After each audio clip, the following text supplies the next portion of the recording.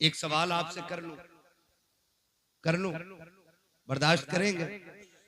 निकाह किसकी सुन्नत है? किसकी? हुजूर की सुन्नत है। बारात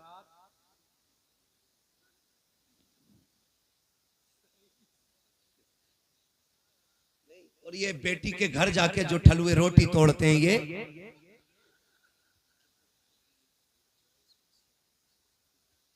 समझ रहे हैं ना मेरी बात? मैं कुछ पूछ रहा हूं आपसे। दिल्ली गए थे बचना है ना?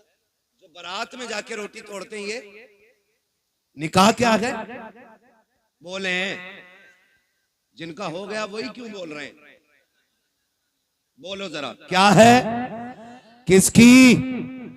रसूलुल्लाह की। एक सुन्नत को अदा करने के लिए कितने गुनाह करते हो, ये भी बोलो मेरे बेटे। एक सुन्नत अदा करने के लिए कितने गुनाह करते हैं, बेहिसाब। निकाह हुजूर की सुन्नत है, और एक सुन्नत अदा करने के लिए क्या क्या न किया। अगर हम आगाज करें जिंदगी का, खुदा सबके बेटों को जवानी दे, बड़ी बात है। इसलिए कि बेटे के सर पे सेहरा देखना ये माँ का सबसे बड़ा ख्वाब है। घर में चांद सी दुल्हन लाना ये माँ का बहुत बड़ा ख्वाब होता है। जब बेटा बाप के कंधे के बराबर खड़ा होता है ना, तो बाप का सीना फख्र से ऊंचा होता है, झुकता नहीं है। बाप का सीना फख्र से ऊंचा होता है। अल्लाह ने मेरे बेटे को जवानी दी है। जब खुदा जवानी दे ना, तो फिर खुदा को ना भूलना। क्या करना है? खुदा को नहीं भूलना है, यही असल है। बेटा जवान हुआ, अम्मा ने क्या कहा? जैसी बेटे जवानी की दहलीज पे कदम रखते हैं, माँ कहती है चांद सी दुल्हन लानी है। मैं समझता हूं हर माँ की कहानी ये होगी, क्योंकि हर माँ अपने लाल से बेपनाह प्यार करती है। मैं कहूं कि मोहम्मद रजा भाई की माँ प्यार करती है, सिर्फ ये गलत होगा। मेरी माँ प्यार करती है, सिर्फ ये भी गलत होगा। आपकी माँ प्यार करती है, सिर्फ ये गलत होगा। हर माँ का एक ख्वाब होता है, मेरा लाल जवान हो, सेहरा पहने, दुल्हन चांद सी मैं ढूंढ के लाऊं। मुझे तो हैरत होती है ना, जब बहुएं आके शिकायत करती, मौलवी साहब कोई तावीज होगा जिससे मेरी बहू का लड़ना खत्म हो जाए। तो मैं कुछ देर सोचता हूं कि इसे ये हो क्या गया है, शिकायत कौन सी लेके आई है, पूछो बात क्या हो गई। तो एक सीधी बात कहती है, पता नहीं मेरी सास को जलन होती है मुझसे। ये एक बेटा मेरी बात कान खोल के सुन ले, और याद रखिएगा, अगर एक रात के जलसे से जन्नत मिलती ना, तो हुसैन 72 गर्दनें नहीं कटवाते करबला में। ये भी कान खोल के सुन लीजिए। अगर जन्नत इतनी सस्ती होती ना, तो फिर करबला में हुसैन ने 71 लाशें नहीं उठाई होती। महंगी है जन्नत, उसे बचा के रखना जरूरी है, बचा के रखना जरूरी है। जब आके ये शिकायत की जाती है ना कि मेरी सास मुझसे जलती है, मेरा एक सवाल हर बहू से है, तुझे पता है तुझे कितनी हसरतों से लाई है? जब बेटा 12 साल से ऊपर चढ़ा था ना, तभी से उसने दुल्हन के तस्करे शुरू कर दिए थे। तभी से रिश्तेदारी में जाके कहती थी, सुनो बेटा 15 साल का हो गया, बेटा 18 का हो गया, मेरा बेटा 19 का हो गया। हम भी दुल्हन देख रहे हैं। क्यों? ताकि किसी अच्छी दुल्हन का पता मिल जाए, अच्छी दुल्हन का पता मिल जाए। मेरी बहन, मेरी बेटी, कान खोल के सुन, कोई माँ किसी बहू की दुश्मन नहीं होती है। किसी माँ को अपने बेटे की शरीक हयात से जलन नहीं होती है। आप अगर ये पूछें फिर ये झगड़े कैसे, एक सीधी सी बात है, याद रखिएगा ये सबक जाके बहन बेटी को पढ़ाना, कहना सुनो माँ हर बहू के अंदर एक अच्छी माँ देखना चाहती है। माँ हर बहू के अंदर एक अच्छी माँ देखना चाहती है। वो ये चाहती है कि जितनी फिक्र मैंने अपने बेटे की है, उतनी ही फिक्र, जाने दीजिए, उतनी ही फिक्र मेरे बहू को होनी चाहिए, उतनी ही फिक्र। मैं खुद समझता हूं मेरी तकरीर जितनी अहम थी उसी वक्त मुझे मौका दिया गया। मुझे खुद भी पता है मुझे इस वक्त मौका देने का मतलब यह है कि तकरीर इतनी जरूरी नहीं है। बस ये है जो लोग बाहर से आए, मुझे पता, मैं उनके लिए बोल रहा हूं। अल्लाह आपको सलामत रखे। जरा कह दें या रसूल अल्लाह। मैं किसी को डांटूंगा नहीं, मर्जी है जिसे उठ के जाना चाहे चला जाए। मेरा उसूल है, महबूब की महफिल को महबूब सजाते हैं, आते हैं वही जिनको सरकार बुलाते हैं। तो एक बहू के अंदर माँ, एक अच्छी माँ देखना चाहती है। तो ये जो शिकायतें चल रही है ना छोटी छोटी, कहीं ना कहीं हमने इनमें कमियां की, कहीं ना कहीं हमने इसमें गलत किया। जब हम आए हुजूर के लिए थे तो जिंदगी किसके लिए जी रहे? आज के हालात आप देखें, हमारी कंडीशन क्या है। हम सारे दुश्मनों के निशाने पे बैठे हुए हैं।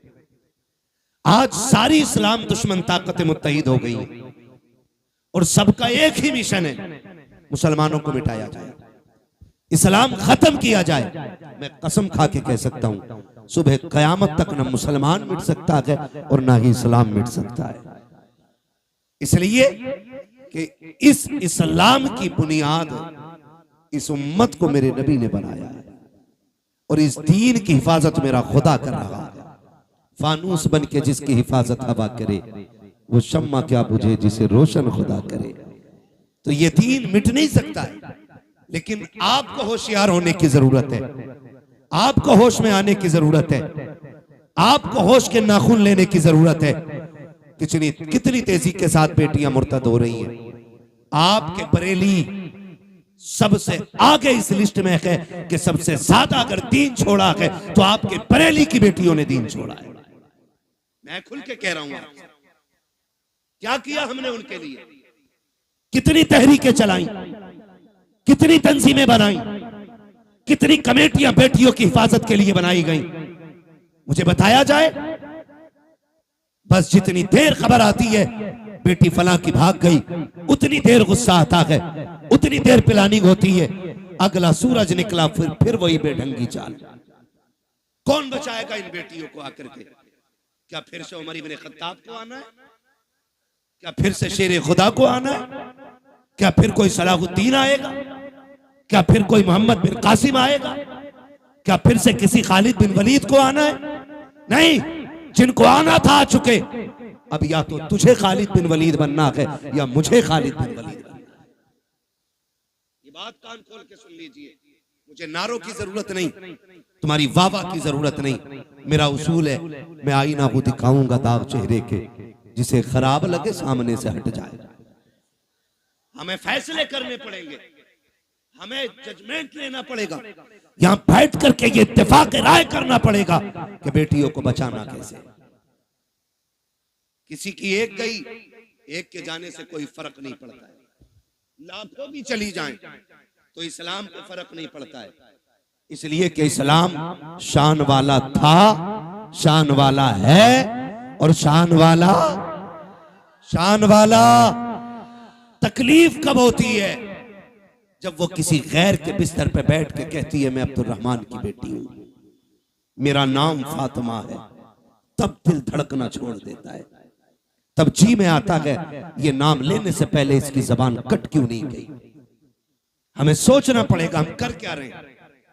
आबादी कम है हमारी, तादाद कम है हमारी, मुझे बताओ पैसा कम है हमारे पास। हमारे पास जितना पैसा आया हमने या तो प्लॉट खरीदे या होटल बनाए या हमने बिजनेस आगे बढ़ाया, लेकिन कौम के फ्यूचर के बारे में किसी ने नहीं सोचा। मुखालफत नहीं करता मोहम्मद रजा भाई, हर बस्ती में कई कई मदरसे हैं, होने चाहिए, हर इलाके में खानकाह है, होनी चाहिए।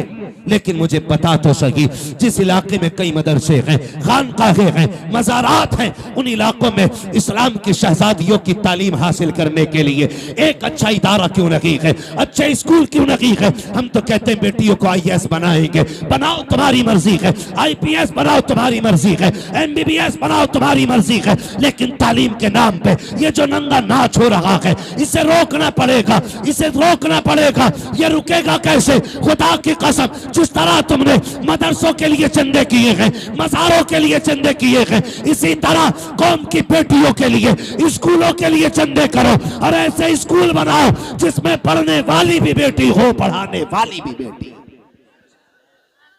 ये कौन बनाएगा? ये कौन बनाएगा? क्या कोई आएगा? और नहीं।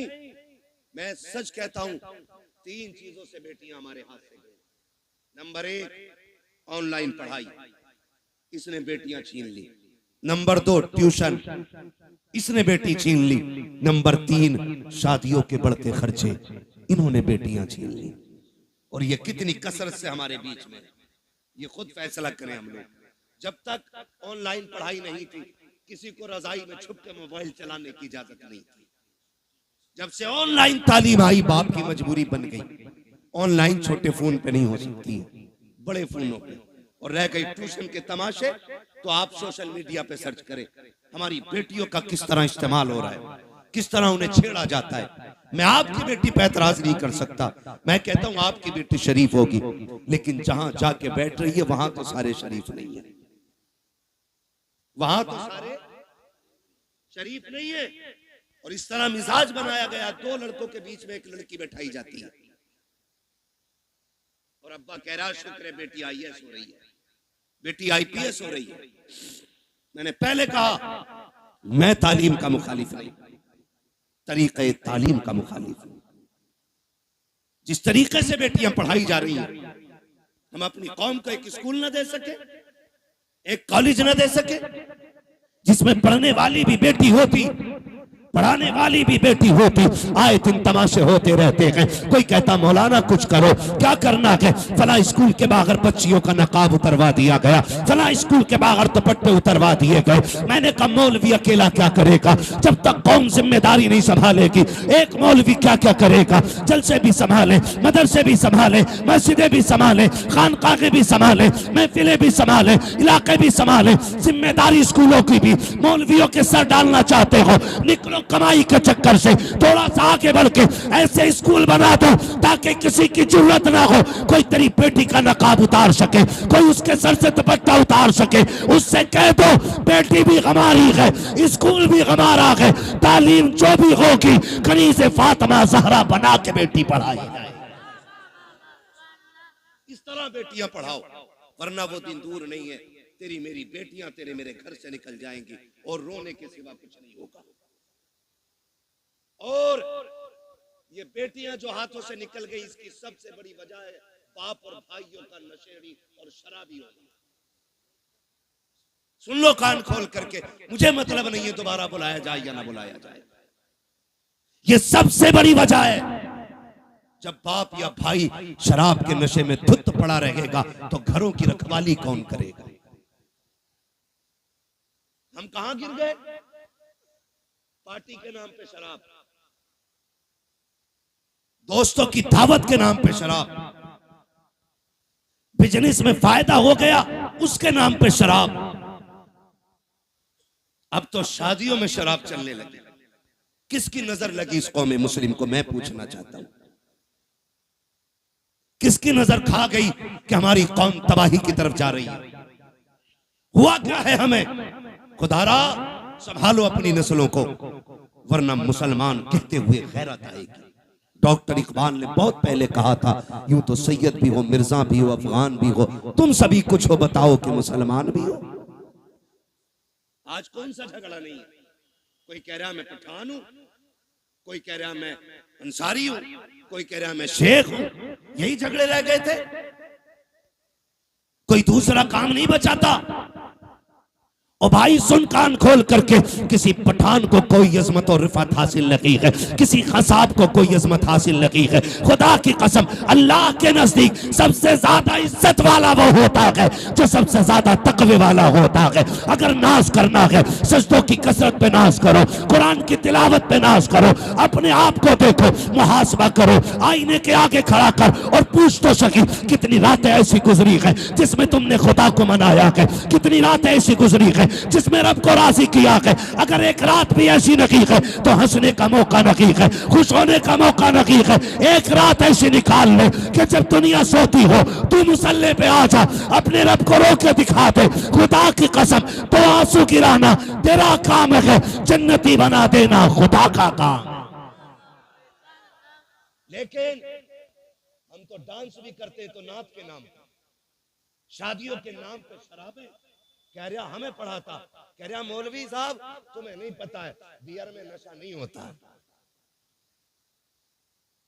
एनर्जी ड्रिंक है वो, आग लगे तेरी एनर्जी में, अगर ताकत लेनी है तो वो खजूर खा जो हुजूर के मदीने से आई हो। हाँ, इससे ज्यादा ताकत शराब। इन्होंने हमारी कौम का बेड़ा गर्क कर दिया। नौजवान अक्सर इधर जा रहे हैं, खुदारा निकले इन चीजों से। शराब मेरे नबी ने हराम कही तो हराम है, मानते हो कि नहीं? शराब, शराब इतनी जोर से कहो कि जो पीते हो उन तक आवाज पहुंचे। शराब, शराब। और जिस चीज को मेरे नबी ने ठुकरा दिया, कोई माई का लाल उसे हमारे होठों तक नहीं ला सकता है। हाँ, हुजूर के गुलाम हम आज जबान कह रहा बियरी तो है, मार दिए एक दो गिलास बेड़ा गर्क हो जाएगा, कोई मसला नहीं ना बेटे ना। वो इसलिए कह रहे बेटे, वो देख रहे, तुमसे कोई तकलीफ नहीं है भाई, तुम बैठो बैठो। हाँ, तवज्जो है सारे लोगों की? बेटे नहीं लिया तो तू तक कर ले, मैं कर। तवज्जो है ना सारे लोगों की? शराब डूब गए इसमें जाकर के। याद रखिएगा, शराब पीने वाला ना अच्छा शोहर हो सकता है, ना अच्छा बाप हो सकता है, ना अच्छा भाई हो सकता है, ना अच्छा बेटा हो सकता है। और याद रखिएगा, मुआशरे की एक बीमारी का नाम शराबी है। इतनी बुरी चीज, जो शराब पीता है उसके घर की इज्जत महफूज नहीं रहती, उसके घर की बहन बेटियां बाहया नहीं होती। अगर किसी को घर की इज्जत को आग लगाना हो तो शौक से शराब पिए जाके। आखिरत का अजाब अलग बात है, मैं दुनिया के अजाब बता रहा हूं। तो कभी भी शराब के करीब नहीं जाएंगे इंशाअल्लाह, शराब के करीब नहीं जाएंगे इंशाअल्लाह। पार्टी के नाम पे मेरे भाई शराब आई, उसके अलावा एक बीमारी और, शादी में शराब आ गई।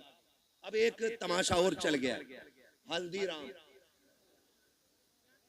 नमकीन की बात नहीं कर रहा हूं मैं, हल्दी हल्दी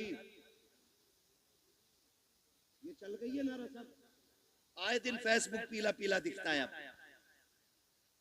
हल्दी डे, हैप्पी हल्दी है। इतनी धुन से तो शबे बारात का एहतमाम नहीं करते जितनी धुन से हल्दी का कर रहा है। यूं तो सैयद भी हो, मिर्जा भी हो, अफगान भी हो, तुम सभी कुछ हो बताओ कि मुसलमान भी हो।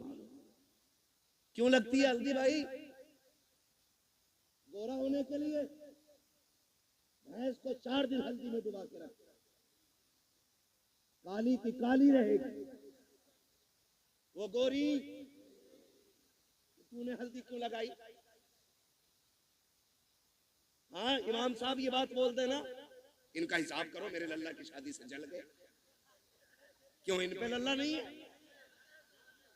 ये कंडीशन होती है। असल में बात क्या है ना, लोग उन्हें धुन से सुनते हैं जिन्हें पैसा देना पड़ता है। जो महीने के 10,000 लेता तो उसकी बात भी नहीं सुनते। ये भी कड़वी सच्चाई है। कभी ये सोच रहे हो कि अपनी जमात के खिलाफ ना, मैं जानता हूं। तो ये कंडीशन हल्दी की, हल्दी इसलिए लगती है ना कि गोरा हो जाए। गारंटी है मेरी जात, जिसकी शादी हो ना उसे 4 दिन हल्दी ना लगा, 10 दिन एतकाफ की नियत करा के मस्जिद में बैठा दे, कुरान और तस्बीह दे दो और उससे कह तुझे दुनिया की बात नहीं करनी। अल्लाह की इज्जत की कसम खा के कहता हूं, अगर 10 दिन में चेहरे पे निखार ना आ जाए तो नाम बदल देना। जो चीज थी हमारे पास वो खत्म हो गई। हल्दी अकेला एक की शादी थी तो 4 पीले बने घूम रहे, सारे मेंढक लग रहे है ना। 4 लड़कों ने पहने। कहा ये कौन है? कहा मेरा कजिन है। ये कौन है? फ्रेंड है। ये कौन है? फला से। ये कौन है? फला। इसने हल्दी क्यों लगाई? कि मुझे देखा। इसने हल्दी क्यों लगाई? कि इसने इसे देखा। हमने हल्दियों के तमाशे इतने कर दिए, हम शरीयत भूल बैठे, दीन पर से पुश्त डाल दिया। क्या इसी को इस्लाम कहा जाता है? खुदा के वास्ते सुधर जाओ, वरना कौम को तबाही से कोई नहीं बचा सकता है। क्या तमाशे हल्दी के नाम पे नहीं हुए? खुदा की कसम, हल्दी पे देखो तो सही, हाथों में घुनघुने बांधे गए। जिन मर्दों को कुछ पहनने की इजाजत न की, उन्होंने हाथों में घुनघुने पहने, गले में भैंस वाली जंजीर पहनी। क्या हो रखा है? कैसे इज्जत बढ़ती है, शान बढ़ती है। खुदा की कसम खा के कहता हूँ, जिसको दाढ़ी भारी लगती हो उसके सोना पहनने से इज्जत नहीं बढ़ती है। अगर इज्जत बढ़ानी है, सोने को ठोकर मार, दाढ़ी को सीने से लगा। सोना देख करके बेवकूफ इज्जत करेगा, दाढ़ी देख करके खुदा के फरिश्ते इज्जत करने लग जाते हैं।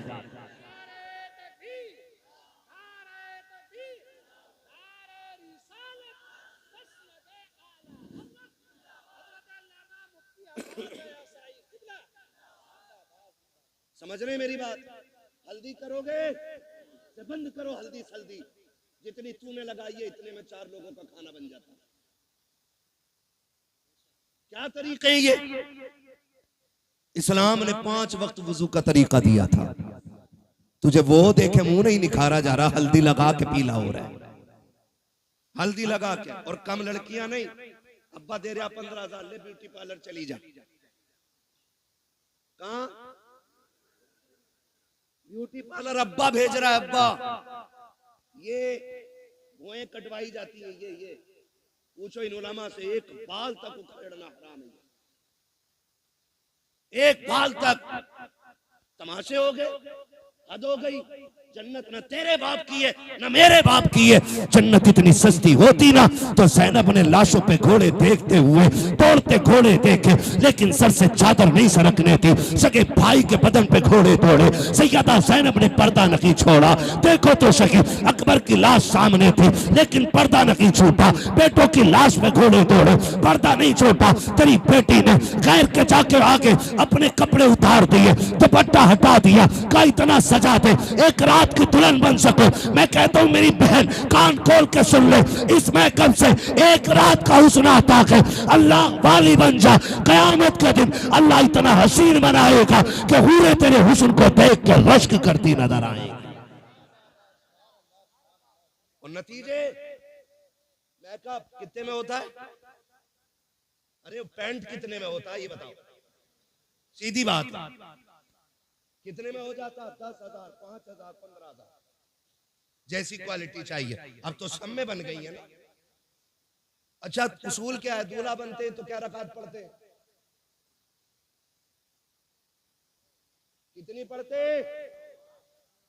पीछे वाले भी पढ़ते हैं कि ऐसे ही चले गए थे ससुराल? कितनी रकात? 2 रकात। और फिर तरीका यह है इस्लाम का, 2 रकात पढ़ के गया था, 2 रकात आके पढ़ता। तू भी पढ़ता, वो भी पढ़ती, लेकिन वो इसलिए नहीं पढ़ेगी कि वुजू करना पड़ेगा। और वुजू कर लिया तो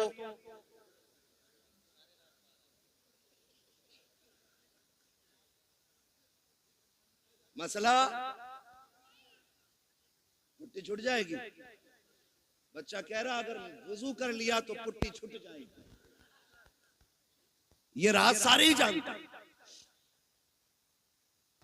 हाँ? अब नुकसान जानते हो? जब पहली रात देखा था तो लग रही थी परी की बच्ची, अगले दिन जब देखा ना तो लग रही थी चुड़ैल की बच्ची। इसके नुकसान आप जानते हैं? इंसान की नजर में जो चेहरा समा जाता फिर उसको उसी चेहरे से मोहब्बत होती है।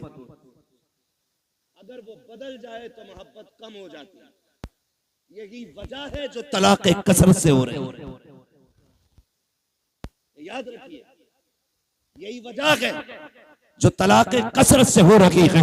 ए मेरी बेटी खातून जन्नत के दर की कनीज कहलाने वाली, जरा सोच तो सकी, तुझे रब ने बाहया बनाया था, तेरी गोद में सलाहुद्दीन आया, तेरी गोद में खालिद बिन वलीद आए, तेरी गोद में उमर इब्न खत्ताब आए, तेरी गोद में अबू बकर सिद्दीक आए। तू नबी तो ना बन सकी, लेकिन नबियों को जन्म देने का शरफ तुझे दिया गया है। तू नबी तो ना बन सकी, लेकिन नबियों को तूने गोद में लेके लोरिया दी है। रब ने तुझे बड़ा मकाम बख्शा था, बड़ी इज्जतें अता की थी। आज क्या हो गया है, तेरी गोद में आने वाला डांसर तो हो रहा है, कुरान का कारी नहीं हो रहा है। तेरी गोद में आने वाला बदमाश तो हो रहा है, लेकिन नबी के दीन का आलिम नहीं बन रहा है। क्या हो गया है, क्या जात बदल गई है या तरीके बदल गए हैं? ए मेरी कौम के शहजादी हो, आज भी औरत हो, कल भी तुम औरत थी, आज भी तुम्हारी गोदों में आ रखे हैं बच्चे, कल भी तुम्हारी गोद में बच्चे आते थे। लेकिन फर्क है, आज शादी से एक दिन पहले बेगैरती की चादर ओढ़ के गैरों के सामने चेहरे खोल देती हो, खुदा की कसम। लेकिन कल की औरतों का उसूल ये था, हजरत मौलाए कायनात मौला अली का दौरे खिलाफत है, इस्लाम की शहजादी यकाब के साथ गुजर के जा रही है। रास्ते में एक नौजवान गुजरा, हवा का झोंका आया, उसने बच्ची के चेहरे से नकाब उड़ा दिया। न बच्ची ने नौजवान को देखा, न बच्ची को देखने की खबर है। जैसी कपड़ा हटा, झोंका आया, उस नौजवान की निगाह उस लड़की की आंखों पे पड़ जाती है। इतनी खूबसूरत आंखें कि दिल दे बैठा। घर आया, खातिमा को बुलाया, कब बता तो करो फला खातून कौन है, कहाँ की रहने वाली है, उसकी आंखें इतनी खूबसूरत हैं। खातिमा ने पता लगाया, कहा फला की बेटी है, फला घर में रहती है। उसने कहा उस तक मेरी शादी का पैगाम पहुंचा दो। कोई बदतमीजी नहीं, कोई बदमाशी नहीं, कोई चैटिंग, कोई कॉलिंग नहीं है, सिर्फ एक बार देखा है, आंखों पे दिल आ गया, पैगाम भेज दिया है रिश्ते का, कहा मैं उससे निकाह करना चाहता हूँ। खातून गई जाके कहती है, बेटी फला नौजवान तुझसे निकाह करना चाहता है। बच्ची ने कहा था वो मुझसे निकाह क्यों करना चाहता है, कहा वो तेरी आंखों का आशिक बन बैठा है। कहा उसने मेरी आंखें कहाँ देखी, कहा तू कल चौक में जा रही थी, हवा के झोंके से दुपट्टा हटा, उसकी निगाह तेरी आंखों पे पड़ गई थी। ए बेटी वो तेरी आंखों का दीवाना बन बैठा है। उसने कहा माई ठहर अभी आती हूँ। अंदर गई, जब बाहर आई है, एक हाथ में चाकू था, दूसरे हाथ में तश्त में रखी हुई आंखें हैं। उसने कहा माँ ये जाकर के आंखें उस नौजवान को दे दीजिए। औरत ने देखा चेहरे पे खून बह रहा है, तश्त में रखी हुई आंखें हैं। कहा बेटी हाँ ये क्या कर दिया, कहा जाओ जाके नौजवान को दे दो और उससे कह दो तेरी निगाह इन आंखों पे पड़ गई है, मुझे कयामत में खातून जन्नत के सामने जाना है। अगर इन आंखों की वजह से उनके सामने शर्मिंदगी उठानी पड़ी तो मेरे जीने का मतलब खत्म हो जाएगा। कामी ये आंखें इसलिए निकाल दी है कि जिन आंखों की वजह से आका के सामने शर्मिंदा होना पड़े, मुझे उन आंखों की कतई जरूरत है ही नहीं। आबाद जिंदाबाद, सुभान अल्लाह सुभान अल्लाह। इस्लाम की शहजादियां, और आज जाकर के कपड़े उतार दिए, दुपट्टे हटा दिए। क्या उम्मीद रखते हो ऐसी औरतों की गोद में सलाहुद्दीन आएगा? क्या हो गया? तरीके बदल गए। जमीनो जमा तुम्हारे लिए, मकीनो मकान तुम्हारे लिए। हम मसलक के आला हज़रत के नाम पे नारे डट के लगा लेते। कौन है मसलक के आला हज़रत पे, बताओ कितने हो? उनकी जिंदगी हम देखें और फिर अपनी जिंदगी देखें। कोशिश करें अल्लाह हमें आला हज़रत के तरीके पे चलाए।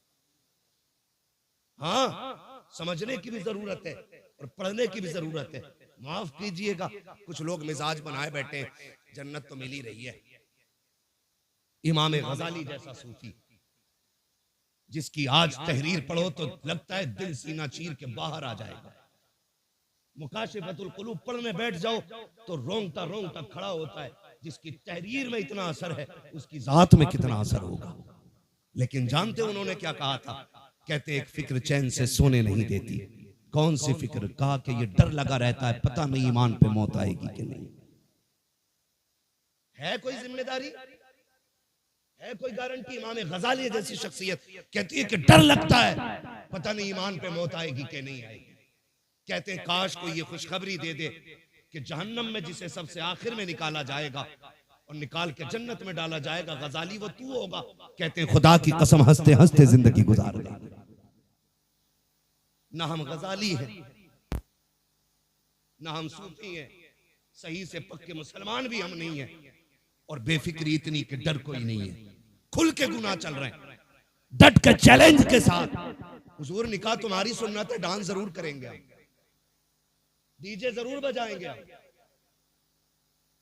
बताओ, कौम का बेड़ा गर्क होने को है और मेरी कौम के बेगैरतों को डीजे बजाने से फुर्सत नहीं। मैं उन्हें गैरतमंद कहता ही नहीं जो बेटे के निकाह पे, भाई के निकाह पे, अपने निकाह पे डीजे बजाएं। गैरत क्यों नहीं आती है? निकाह करते वक्त तुझे हुजूर की याद क्यों नहीं आई? मुझे बताया जाए। और ये डीजे बुढ़िए बुढ़िए तुम्हारे यहां भी होती है, वो औरतें जिनके बाल सफेद हो जाते, अगर ढोलक ना आवे ना 7 दिन पहले तो कह रही लगी ना रहे बिहाव अल्लाह का। गफूरन तू बुला, मजीदन तू मगा बजा। इसके पैर कब्र में लटक गए और इसे बिना ढोलक के मौज ही नहीं आ रही। 3 बजे खीले लेके लौट रही है ढोलक में से, और इससे ईशा की पढ़ने कहते तो कहता घुटने काम ना करते। मुसल्ले पे उठा नहीं जा रहा इससे, और नाली ऐसे कूदती चली जा रही है जैसे हिरन जा रहा है। ये कंडीशन है। जिन हाथों में जिस उम्र में तस्बीह होनी थी उनमें ढोलक है। रोना किस बात का है? इसी वजह से बेटे शराबी बन गए। जब माएं नचनियां होंगी ना तो फिर बेटे सलाहुद्दीन नहीं बनने, फिर शराबी और जुआरी बेटे पैदा होंगे। इसलिए कि मां का ही कदम अच्छा नहीं था, मां का ही कदम अच्छा नहीं था। खुदारा रवैये बदलो, अपने रवैये, और ये ढोलक खत्म होगा इंशाअल्लाह। खत्म करेंगे इंशाअल्लाह, वादा कर रहे हैं इंशाअल्लाह। 7 दिन पहले ढोलक बजा। बातें बहुत सारी हो जाएंगी, वक्त मेरा मुकम्मल हो चला है। मैं आपसे चंद बातें कहना चाहता हूं। थके तो नहीं हो ना अभी आप? मेरी बात समझ में आ रही है ना? मैं जानता हूं आप 5 घंटे से लगातार साउंड की आवाज कानों से आपके टकरा रही है। आप थके न थके, पर्दे थक गए होंगे, ये फितरत है। मगर आपसे मैं चंद बातें कहना चाहता हूं। होता क्या है, कै दिन पहले डीजे बज रहे आजकल?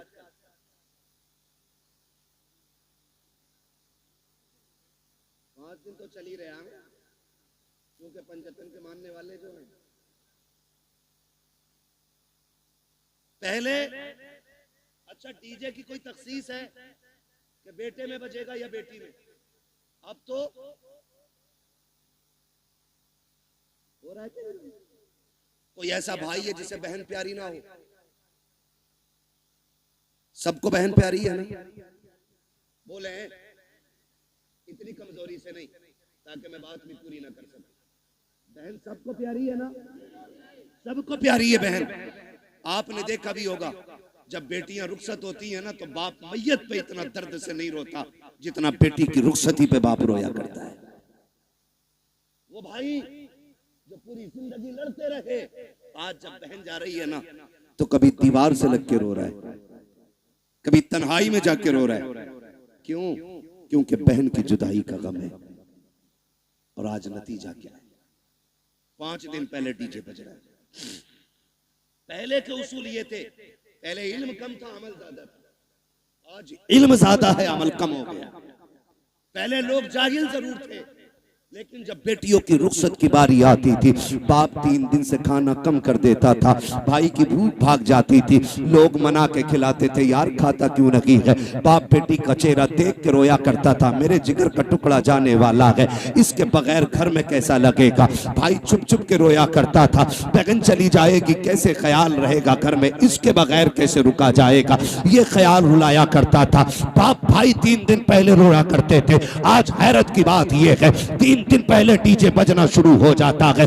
ऐसा लगता है बहन को रुखसत नहीं कर रहा है, घर की भला टाल रहा है, आई हुई मुसीबत घर से निकाल रहा है। और तुम्हें खुदा का वास्ता, तुम क्या जानो जब बेटियां रुखसत होती हैं, जाओ किसी बाप से जाके पूछना तू बेटी की रुखसती पे इतना क्यों रोया है। इतना तो बेटे के जनाजे पे भी नहीं रोया था। तो बाप हाथ जोड़ के कहेगा, मेरी बेटी 18 साल मेरे आंगन में रखी, 22 साल मेरे दरवाजे पे रखी, मौलाना इतना जानता हूं मैं गरीब जरूर जरूर था लेकिन गलीज नहीं था। मैंने बेटी को चटनी से खिलाई लेकिन गैर के आगे हाथ फैलाने नहीं दिया। मैंने बेटी को सूखी रोटियां खिलाई लेकिन किसी के आगे रुसवा होने नहीं दिया। आज रोना इस बात पे आ रहा है, बेटी पराए घर जा रही है, देखने में तो अमीर है, देखने में तो पैसे वाले हैं, एक ख्याल रुला रहा है, खुदा जाने बेटी को आज के बाद इज्जत से टुकड़े मिलेंगे या गाली पहले मिलेगी रोटी बाद में मिलेगी। मौलाना ये फिक्र सता रही है, आज के बाद मेरी बेटी को भूख पहले लगेगी या आंसू पहले आएंगे, ये ख्याल रुला रहा है। ये कह के बाप की चीखें निकल जाती है। तुमसे हाथ जोड़ के गुजारिश करता हूँ, बेटियों की रुखसती पर शैतान के तमाशे न लाना, बेटियों की रुखसती पर बाजे काजे न बजाना। खुदा तौफीक दे, तेरे पास वक्त है, मस्जिद में चले जाना, जब दुनिया सोती हो मुसल्ले बिछा के बहन की इज्जत की भीख मांग लेना, अल्लाह से उसकी इज्जत के टुकड़े मांगना, कहना मालिक हमारी बहन कल जाने वाली है, अब तक हमारे बीच में थी, या अल्लाह ये कल चली जाएगी, मेरे मालिक रूखी खिलाना या मुर्गा खिलाना, इतना करम कर देना जिल्लत से बचा के इज्जत के लुकमे खिलाता रहे। तकबीर, नारे रिसालत, मसलके आला हजरत हजरत अल्लामा मुफ्ती हम्माद रजा शाही किबला जिंदाबाद जिंदाबाद। जो है सारे लोग बंद करेंगे इंशाअल्लाह, सारे वादा करो इंशाअल्लाह। ये तमाशे खत्म करो, बहन की जिंदगी की भीख मांग। हमने बड़े बड़े अमीर घर की बहू को तलाक होते देख ली, हमने देखा है पैसे वालों को हंसी नहीं आती है, हंसते दिल वाले लोग। हंसने के लिए पैसा शर्त नहीं, हंसने के लिए दिल शर्त है, और दिल वही जिंदा होता है जो नबी के तरीके पे होता है। हर दिल जिंदा, बोले हर दिल जिंदा नहीं होता है। खुदारा भीख मांग बेटी की जिंदगी की, कह रब से अल्लाह मेरी बहन को इज्जत देना, वरना जानते हो एक बात, कई बार ना हमारे गलत फैसले बेटियों की जिंदगी को तबाह कर देते, लेकिन बेटियां, खुदा इन बेटियों को सलामत रखे। महबूब के सदके में बड़ी दौलत मिल गई, जितना भी सितम हो जाए कभी ससुराल के ताने बाप को आके नहीं बताती, और हम इसी खुशफहमी में रहते हैं हमारी बहन तो अच्छी रह रही है, हमारी बेटी तो सुख में रह रही है ना। उसके दिल में झांक के देख कितने जख्म बने हुए हैं। रिश्ते किया करो ना तो पैसे वाला देख के नहीं, दीन वाला देख के रिश्ते किया करो। कैसा दीन वाला? बहन की रुखसती थी 3 दिन बाद और तमाशे चलते रहे, भाई नाचता रहा, बाप कहता रहा यार लड़के ही तो हैं, इनके भी तो दिल हैं। 3 दिन तक तमाशे होते रहे, लेकिन जब रुखसती की बारी आई ना, जहेज सजाया गया, चंद बुढ़ियां जो ढोलक में सबसे आगे थी आगे बढ़ी, उन्होंने कहा पगलियो, बेड भी लगा दिया, प्लेटें भी लगा दी, कुरान किधर है? आज कुरान याद आ रहा है। कहा क्यों? कहा अलमारी पे सबसे ऊपर कुरान रखा जाए। जब उस दिन कुरान को सबसे ऊपर रखा जाता है, कुरान चीख के कहता जालिमो, जब 3 दिन से गाने बज रहे थे तब तुम्हें मेरी याद नहीं आई थी? आज जहेज के लिए रह गया था मैं, सिर्फ सजावट के लिए बचा था मैं। क्या तुम्हें मेरा ख्याल उस वक्त नहीं आया जब 3 बजे तक तुम बेटी की रुखसती पे गाने बजाते रहे? है कोई जवाब कुरान के इन सवालों का? है कोई जवाब? कोई जवाब नहीं होगा। और याद रखो, जब कुरान शफाअत कराने का हक रखता है ना, तो शिकायत करने का भी हक रखता है। ये याद रखना मेरी बात। शायद इतनी कड़वी तुम्हें कोई कह के ना जाए, किसी के मुरीद टूट जाएंगे, किसी के खलीफा छूट जाएंगे, मुझे कोई फर्क नहीं पड़ता, मेरी ड्यूटी अल्लाह ने यही लगाई है। कुरान अगर शफाअत करने का हक रखता है तो कुरान शिकायत करने का भी हक रखता है। तुमने सिर्फ जहेज के लिए कुरान रखा, फिर जब बेटी रुखसत होने लगी कौन सा तमाशा ना हुआ है? पहली बात तो जब बारात आई तो दूल्हा की गाड़ी वहां तो रुकती नहीं जहां बैठना है। कहां? ससुराल के दरवाजे पे। क्यों? वहां वेलकम होना, आग लगे तेरे वेलकम में। वेलकम होना, वेलकम, वेलकम नहीं, ये वेलकम है। हाँ, वेलकम होना है। वेलकम के लिए किधर गाड़ी गई? किधर जाती है? किसके? मुखिया के, प्रधान के या ससुराल के? किसके गेट पे? ससुराल के गेट पे। खुद बताइएगा, ससुराल के गेट पे गया था, इस्तकबाल किसे करना चाहिए था? मर्दों को करना चाहिए था। किसको करना चाहिए था? मर्दों को करना चाहिए था। भाई होते, चचा होते, बाप होते, ताऊ होते, चचा साथ भाई होते, किसको करना था? लेकिन करता कौन है? ये किसकी घर की है? या तो तेरे घर की है या मेरे घर की। ये बेगैरती किसके घर में है? या तो तुम्हारे घर में है या मेरे घर में। कोई भाई पसंद करेगा कि उसकी बहन पे कोई गलत निगाह डाले? करेगा कोई? कर सकते हैं तो हाँ बोले, नहीं कर सकते तो ना बोले। नहीं करेगा ना तो फिर टांग क्यों नहीं तोड़ते उस दूल्हा की जो बेगैरती के साथ इस्तकबाल कराने आते हैं? उससे कह दो ये बेगैरतों की चौखट नहीं, ये गैरत वालों की चौखट है। करोगे इंशाअल्लाह ऐसा? बंद करोगे वेलकम? नुकसानात जानते? जाओ देख लेना, जब वेलकम होता है ना तो जितनी लड़कियां आती है किसी के सर पे सलीके से दुपट्टा नहीं होता, इसलिए कि जितनी इस्तकबाल करने आएगी एक भी गैरत आजादी नहीं हो सकती। गैरत वाली बच्चियां तो घर से निकलती नहीं, ये जितनी आती हैं बेगैरत आती हैं। ये याद रखिएगा मेरी बात, जितनी आती हैं बेगैरत आती है। कोई जूस दे रही है, कोई पानी पिला रही है, कोई शरबत दे रही है, कोई कोल्ड ड्रिंक पिला रही है, कोई मीठा खिला रही है। मैं पूछना चाहता हूँ, ए इस्लाम की शहजादी, तुझे रब ने हया का जेवर पहनाया था, गैरतों की चादरें उड़ाई गई थी, तू तो कनीज़ फातिमा ज़हरा बनाई गई थी, बता तो सही तेरा क्या बनेगा? आज जब बेटियां आती हैं वेलकम के लिए, भाई भी बेगैरती की चादर ओढ़ लेता है। आप बाप की आंखों में भी गैरत का पानी नहीं है, कोई रोकने वाला नहीं है, सारे पीछे हट जाते हैं। जितने दूल्हा के साथ जाते हैं वेलकम के लिए वो छटे हुए कौम के गुंडे और आवारा होते हैं। जितनी बच्चियां सामने से आती हैं वो सब की सब बदचलन और बेगैरत होती हैं। अब मुझे बता तो सही, हमारा इस्लाम तो ये कहता है जहाँ पे एक अजनबी औरत अजनबी मर्द हो वहाँ तीसरा शैतान होता है, जहाँ दोनों तरफ बेगैरत हो, बता वहाँ कौम का नतीजा क्या होगा? मैं आपसे पूछना चाहता हूँ, जब बेगैरती के साथ ये नतीजे निकलते हैं तो बताओ कौम को किन मुश्किलों का सामना करना पड़ेगा? 4 दिन के बाद जब बेटियां बाप का मुंह काला करके जाती हैं तब मौलवी के पास दुआ के लिए जाते हो, पीर से तावीज लेने जाते हो, फजर से पहले पहले आ जाए ताकि इज्जत रह जाए। ओ सालिम, अब कोई तावीज काम नहीं आएगा, अब कोई दुआ काम नहीं आएगी। 18 साल बिगाड़ा है बेटी को,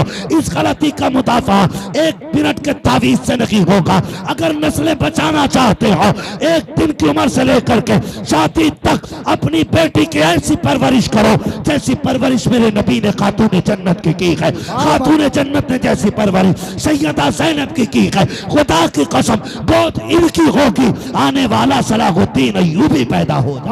जिंदाबाद जिंदाबाद, नारे तकबीर, नारे रिसालत, मसलके आला हजरत उलमाए सुन्नत, जिंदाबाद जिंदाबाद।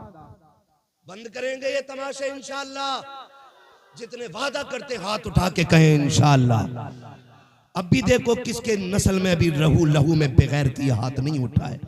देखो दाएं बाएं किसने नहीं उठाया है, जरा बंद करेंगे ये तमाशे इंशाअल्लाह। आज मैं दूसरी बार आया हूं, एक बार पहले भी आया था तो बारिश हो गई थी रब के करम से। आज आया हूं, आज 1 घंटे से ऊपर बात हो गई है। क्या नाम है अपनी इस बस्ती?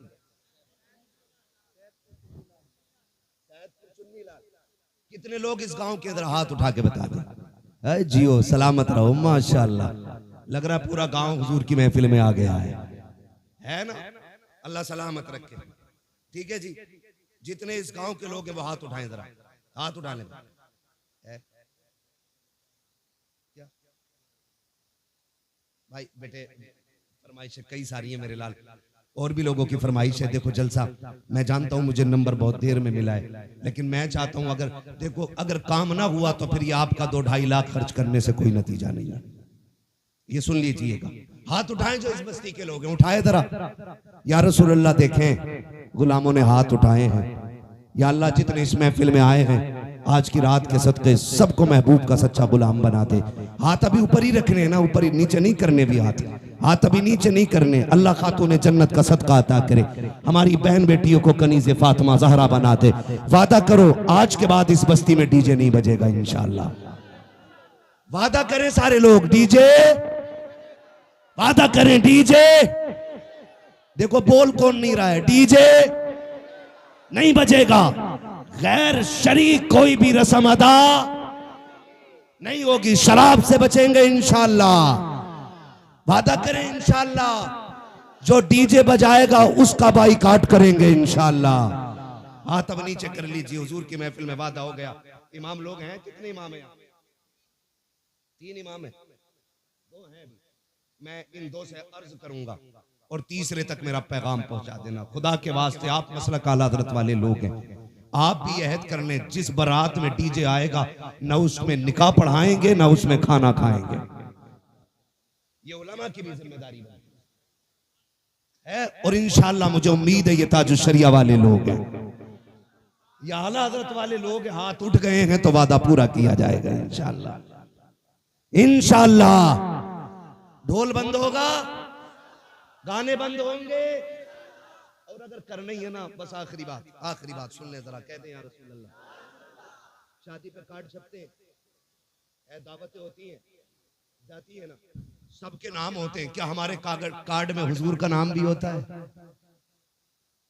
खाला के नाम का कार्ड है, फूफा के नाम का कार्ड है, मामू के नाम का कार्ड है, किसी कार्ड पे हुजूर का नाम भी लिखा है कि नहीं? आप कहेंगे कैसे हुजूर को कार्ड जाएगा कैसे? एक सीधी सी बात है, खाला को कार्ड इसलिए दिया कि वो आए, खालू को कार्ड इसलिए दिया वो आए, फूफा को कार्ड इसलिए दिया वो आए, सारे रिश्तेदारों को इसलिए कार्ड दिया गया ताकि वो आए। एक कार्ड मदीने भी भेज दिया करो। आप कहेंगे कैसे? वो कार्ड सीधा सा है, निकाह तेरा हो महफिल हुजूर की सजा लिया करो। महफिल हुजूर की हो, सुना है आप हर आशिक के घर तशरीफ लाते हैं। मेरे घर में भी हो जाए चरागा, हुजूर को बुलाने का बस यही एक कार्ड है। दूल्हा तेरा बेटा बने, सेहरा मदीने वाले का होना चाहिए। वो सरवरे किश्वरे रिसालत जो अर्श पर जलवागर हुए थे, नए निराले तरब के शामा अरब के मेहमान के लिए थे। है ये सेहरा चलता हो और दूल्हा तेरा बेटा बना हो, फिर देख सिर्फ हुजूर नहीं आएंगे, रब करम करेगा तो फरिश्ते हुजूर के साथ आ जाएंगे। तो एक कार्ड हुजूर के लिए जाएगा इंशाअल्लाह। और जरूरी नहीं है मोहम्मद अली फैजी आए तब महफिल सजेगी, अहमद उल फत्ता आए तब महफिल सजेगी, अहमद आएगा तब सजेगी। मैं कहता हूं कोई भी ना आ सके ना तो मुफ्ती अहमद रजा मोहम्मद रजा भाई को बैठा दे माइक पे, क्या हुजूर की नाज सुना। वो जब देखते हैं ना, मुंह नहीं दिल देख के आया करते हैं। तो इंशाअल्लाह ये कार्ड हुजूर को जाएगा इंशाअल्लाह। और जिस घर में डीजे बज जाता है उस घर में हुजूर को नाराज कर दिया जाता है। फिर कह रहा कौरमा कम पड़ गया मौलाना, मुफ्ती साहब ने फातिहा हल्की पड़ी थी, कम क्यों पड़ा है? पहली बात तो डीजे बजाया, हुजूर नाराज, खुदा की रहमतें नाराज, यही है ना। और जब रहमतें नाराज तो बरकतें नाराज, फिर बरकतें नाराज। और एक काम और क्या, उल्लू बन गए सारे गधे, खड़े होकर खाना चाहिए स्टैंडिंग में, आधा खा रहा आधा फेंक रहा। ये कंडीशन बना रखी है, डोंगे के डोंगे रखे और कह रहा इसे बदलते ले आओ। ये वो लोग हैं जो अपनी बीवी के छींचड़े फेंकने पे भी नाराज हो जाते हैं। ये तुझे पता 240 को मिल गया, थोड़ा सा मसाला है, 280 हो गया इधर, महंगाई ज्यादा है तो बारात में जरूर जाना चाहिए। समझ रहे मेरी बात? तो ये वो लोग होते हैं जो बीवी को छींचड़े फेंकने पे भी गुस्सा हो जाते हैं और कहते हैं शाम को सब्जी ना बनाइए, वो कहती खत्म हो गई, कह रहा कुकर पोंछ के काम चला लेंगे। ये अपने घर की कंडीशन। और जब किसी बेटी वाले के घर जाते हैं वो डोंगा बोटी, वो शर्म कर, तेरी नजर में एक बोटी है, लेकिन इसमें किसी गरीब की 18 साल की कमाई लगी है। किसी बाप की जवानी लग गई इस खाने को तैयार करने में। बोटी फेंकने से पहले सोच इसने कितने सूरज सर से उतारे होंगे, तब जाके बेटी के खाने का इंतजाम किया है। इसने कितने चौकों में जाके धक्के खाए होंगे, कितने लोगों ने गालियां दी होंगी, फिर मजदूरी दी होगी, तब जाके ये खाना बना है। तुझे गैरत आनी चाहिए, एक एक बोटी का एहतराम किया कर, एक एक लुकमे की इज्जत किया कर। तुम्हें खुदा का वास्ता जब किसी बेटी के यहाँ जाया करो, आधी रोटी घर खा के जाया करो, आधी रोटी बेटी के बाप को खुश करने के लिए वहां खा लिया करो। अगर तेरे हिस्से की बची रोटी से किसी गरीब की इज्जत रह जाएगी, खुदा की कसम काबे वाला भी राजी हो जाएगा, मदीने वाला भी राजी। जिंदाबाद जिंदाबाद। इसलिए मेरे भाई खाना फेंकना नहीं। महबूब अलैहिस्सलाम ने इरशाद फरमाया रिस्क की इज्जत करना, अगर ये रूठा तो दोबारा मैसर नहीं, तो आप खाना सुन्नत के मुताबिक खिलाएं। बड़ा अच्छा तरीका लगता है। ये टेबल होते हैं, टेबल इनकी टांगे तोड़ के नीचे बिछा दो। तोड़ मीन्स फोल्ड कर, नीचे डाल दो। एक पूरे गांव की तरफ से दस्तरखान लाओ सुर्ख रंग का, सब पे बिछा दो। कोई कितना भी अकड़ हुआ क्या रोटी बाद में खाएगा, हुजूर की सुन्नत पहले अदा करेगा। बैठाओ, गारंटी है मेरी। जहां 25 क्विंटल में भला नहीं होता, वहां 12 क्विंटल में भला हो जाएगा। अल्लाह ने हुजूर की सुन्नत में बरकतें रखी है। करेंगे इंशाअल्लाह ये चीजें। मैंने बहुत ज्यादा बातें नहीं करी आपसे, सिर्फ आज की महफिल में इतना कहा है कि शादी में होने वाली खुराफातें बंद करें। निकाह इतना आसान कर दो कि बेटियां मुर्तद ना हो। डिमांड खत्म कर दो। 10 लाख 15 लाख 20 लाख बंद करो। ठीक है, जो बेटी को अपनी खुशी से दे ले लो, जो ना दे प्रेशर नहीं करना है। और जन्नत में जाना चाहते हो, पता लग जाए ये ढोलक में गई थी, उससे निकाह करियो ही मत।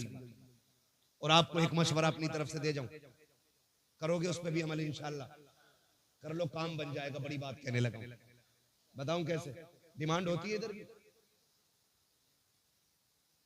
होती है। बारात से एक दिन पहले लिस्ट आ जाती है, चेक कर लो बेड कितना फिटा है, अलमारी कितनी बड़ी है, फ्रिज कितने लीटर का है, गाड़ी कौन सी है, सारा आ जाता है।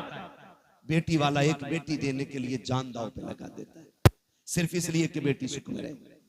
जहेज मांगने वाले ये जो कुत्ते होते हैं ना भिखारी, जहेज इनका हक नहीं है, जहेज इनका हक फिर भी मांग रहे। मेहर तो बेटी का हक है। बेटी के बापों से गुजारिश है, जितने का जहेज बैठे ना उससे 1.5 गुना मेहर रख। क्या अगर तेरे बेटे की शादी में 12 लाख मेरा लगा है, तो बेटी का मेहर 15 लाख रहेगा। मांग जो मांगेगा दिया जाएगा, लेकिन मेहर बेटी की मर्जी से रहेगा। और ये जो कहते हैं ऐसे निकलना जितनी हो जाते हैं लंडा गरीब टीचर औकात तभी याद नहीं आई जब बेटी के पास बाप के पास लिस्ट आई है, जो तेरा हक भी नहीं था। शरीयत ने हक दिया है बेटी को, वो अपना में अगर 15 लाख रखे उसकी मर्जी, 20 लाख रखे उसकी मर्जी है, कोई जबरदस्ती नहीं कर सकता उसके साथ। जाओ ये काम शुरू कर दो, जितने का मेहर हो, जितने की बारात हो, उतने का मेहर रख दो। खुदा की कसम ये कुत्ते भीख मांगना भूल जाए। अगर ये कोई कहने नहीं मेहर तो फातिमी रखना है, तो क्या फिर जहेज भी फातिमी रखो। हाँ, पहले ही लड़के वाले ना कि ये औकात है हमारी, तो तुम भी साइकिल थमा दिया करो हाथ में। जब मेहर 10,786 लायक है तो साइकिल चलाने की औकात है। ये ले, इतने हराम खोर हो गए कुछ कि पूरे घर का नाप लड़की वालों से दिलवाते हैं कि बेड अलमारी फर्नीचर यहीं बनवा दो हमारा। ऐसे लोगों से न बेटी लेनी चाहिए न बेटी देनी चाहिए। लेकिन चोंचले लड़की वालों का भी कम नहीं है। 3 दिल आला लटका लिया गले में बुद्धा के लड़के ने, तो पीछे लग गया कलोनिया कर लिया इसके साथ।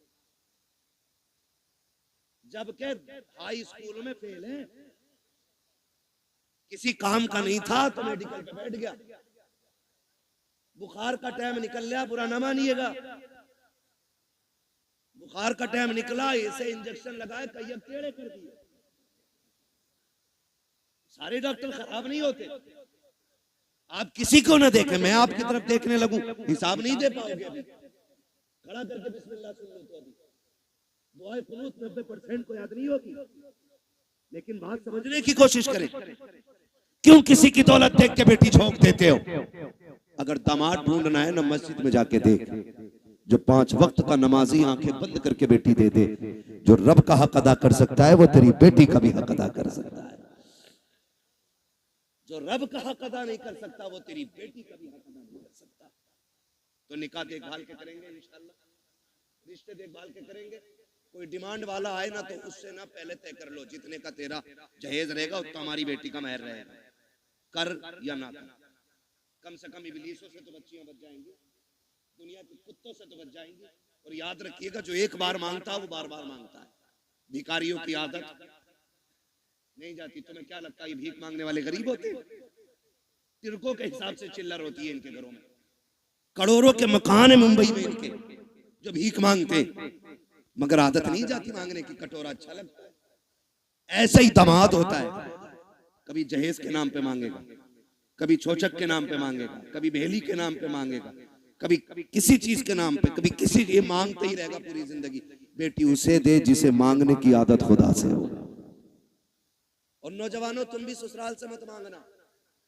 मांगोगे ससुराल से, मांगोगे इसलिए कि ससुर के देने से भला नहीं होता, खुदा के देने से भला होता है।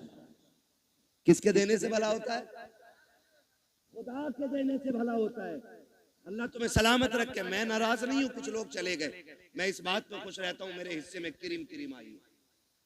जितना मठा था वो सारा छन गया है, ये किरिम आई है। और जितने बैठे रह गए इतने अमल कर ले, पूरा इलाका बदल डालेंगे। और कोई ये कोशिश मत करना, लो बरेली में तो फला के यहाँ ऐसा हुआ, सबको देख के करोगे तो कुछ नहीं होगा। तुम अमल शुरू कर दो, तुम्हें देख के जमाना बदलने लग जाएगा। ऐसे बनो कि जमाने के साथ नहीं, ऐसे बनो जमाना तुम्हारे साथ चलने लगे। करेंगे इंशाल्लाह। मांगने वाले को बेटी मत दो। और अगर मैं कहता हूं कोई बेटी रह भी गई तो सब्र कर। किसी ने दौलत की वजह से नहीं अपनाया, किसी ने हुस्न की वजह से नहीं अपनाया, रह गई बाप के दरवाजे पे, चल सब्र से जिंदगी गुजार ले। मौत तुझे भी आनी है, मौत अमीरों को भी आनी है। फर्क इतना है, जो झुटला के चले गए, ठुकरा के चले गए पैसों की वजह से, अल्लाह इनकी कब्र में कोड़े चलाएगा। और जब तू कब्र में पहुंचेगी, अल्लाह तेरी कब्र को जन्नत की क्यारी बना डालेगा। तो रह गए हैं तो सब्र से जिंदगी गुजरेगी। और अगर हमें बेटी देनी है तो नेक लोगों के हवाले करनी है। करेंगे इंशाल्लाह। मैंने सारी बातें आपसे कह डाली है। शराब से बचेंगे इंशाल्लाह, जुए के करीब तो नहीं जाएंगे इंशाल्लाह। ये मेरे क्लासमेट दोस्त हैं, मैं इनसे पूछ लूंगा कभी भी फोन करके, जुआ तो नहीं चल रहा। अगर इन्होंने बता दिया चल रहा तो किसी मौलवी को जलसे में नहीं आने देना।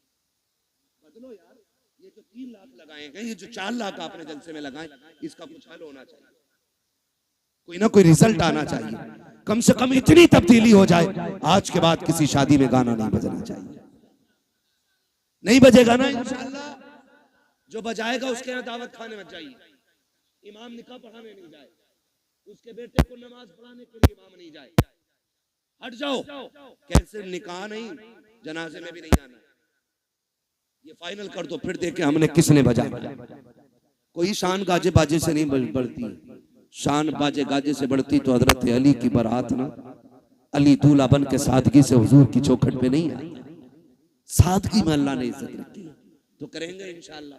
फरमाया गया लक़द कान लकुम फ़ी रसूलिल्लाहि उस्वतुन हसना। मेरे महबूब की जिंदगी आपके लिए बेहतरीन नमूना है, हुजूर का किरदार अपनाना है।